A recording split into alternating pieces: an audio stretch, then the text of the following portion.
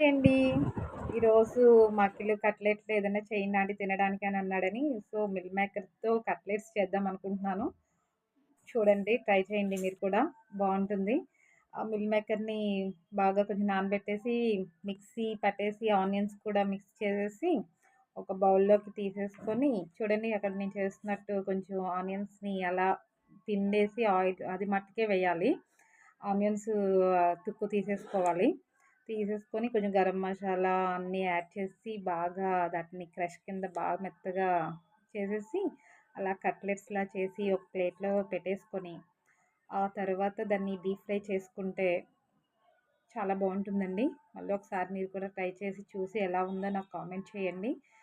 Next ఇంకోటి అవి deep fry అయిన తర్వాత ఆనియన్స్‌తోనూ కొంచెం లెమన్‌తో సర్వ్ చేసుకుంటే చాలా చాలా బావుంటుందండి.